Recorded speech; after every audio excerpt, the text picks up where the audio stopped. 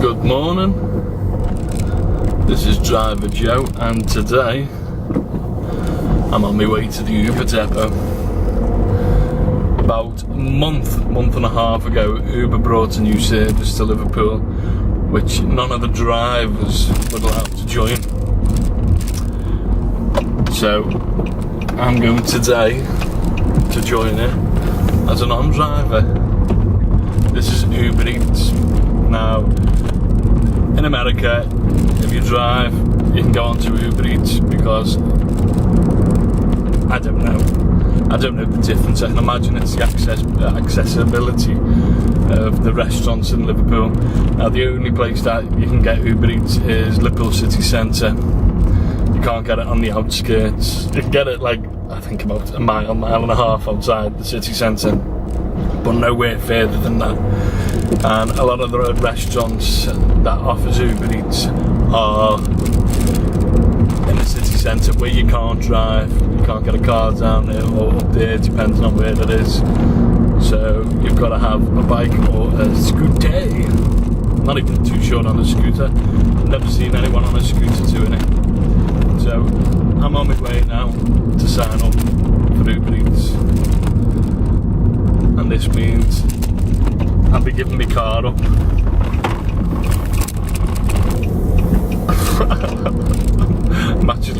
I haven't been on a bike in years, absolutely years. I'm sure I can still remember how to ride a bike, but let's see. It's just worrying. I'm not the healthiest or fittest person in the world, so I'm panicking a bit over the whole scenario of it. Me getting on a push bike with food. Anyway, let's see how this goes.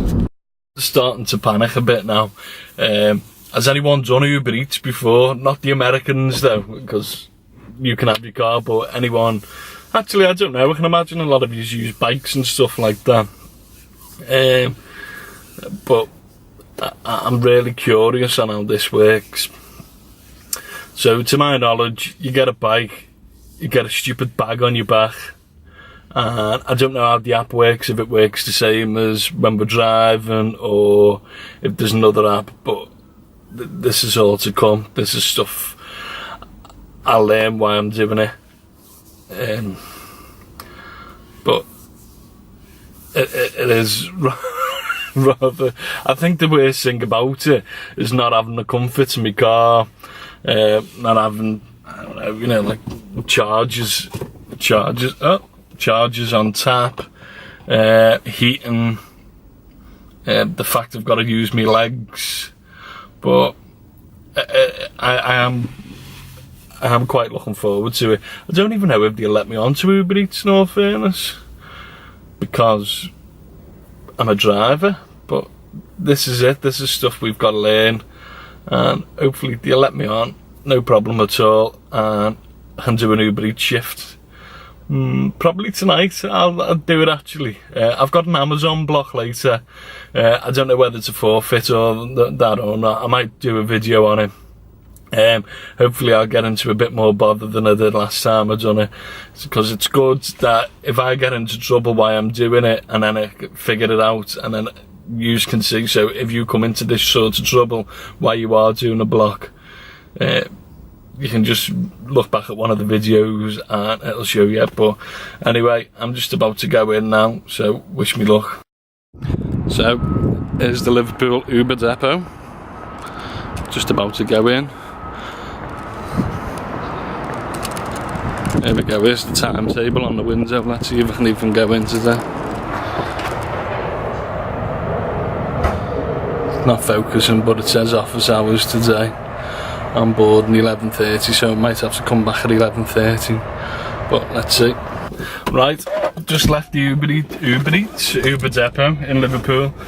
Unfortunately enough, I can't link the Uber Eats to my normal Uber account, so they've told me I've got to restart a whole new account. So it's not an easy process. It's not as easy as I thought it'd be. So what we'll do is we'll go back home now and we'll sign up to Uber Eats. Now, I've just been talking to them then to start. So you need your phone, blah blah blah, all that crap.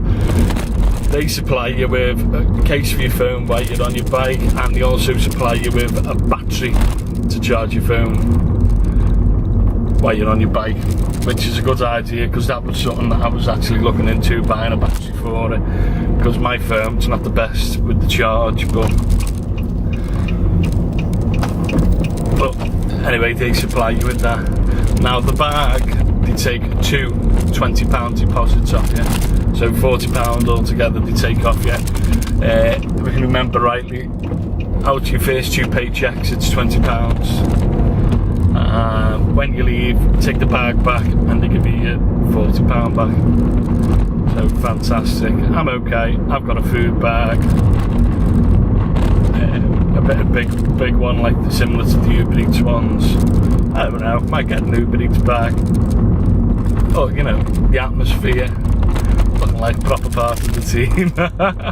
But anyway, now nearly home, so what we'll do is we'll make a start on the new application, see how that goes. What I'll do is I'll document it from start to finish. Now the difference with Uber and Uber Eats is you don't have a background check done on Uber, because you get that done by your local authority. When you're applying for your private hire licence, your local authority does the CRB check. Now with Uber Eats, you've got to get another background check done, which they supply through Fido. Yeah, I'm thinking Fido, what he said. So I can't imagine it's going to be a quick fix. I can imagine it's going to take me a week or two, but let's see how it goes. That's me done, all signed up. Just watch the training video. Training video is a bit. It's the driver's app. It's for like Uber driver's app. It's exactly the same. But anyways, all signed up, ready to go. I've just got to wait now. What I had to do was download. There we go. That's fix me. There we go. That's better. So what I had to do was I had to put a copy of my driving licence, upload that, and a picture of myself. So I was going to say passengers then. So whoever orders the food knows that I'm their person. I'm not being funny. If you've got a big bag of food and you say, go to the house. But anyway, that's fine. Who else gives free food away? But that's done. Picture taken. Now I've just got to wait. Let's see how long this takes. Right. Now back to Uber Eats. So filled in all the forms online as required on their website. Everything was fine. Then I signed in on my phone, put my picture on, stuff like that. Fantastic. Everything was good. That's what I thought. But when I went to my emails, I'd got an email off them exactly at the same time asking me to do checks. So they wanted a copy of a bank statement or utility bill, and a copy of my passport, which I provided, and then basic addresses for the last 5 years. So that's all done, dusted. A full name, date of birth, the usual. So it's done now. I've just got to wait.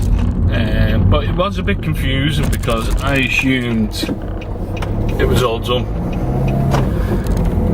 because I just followed the steps on the app and on the website.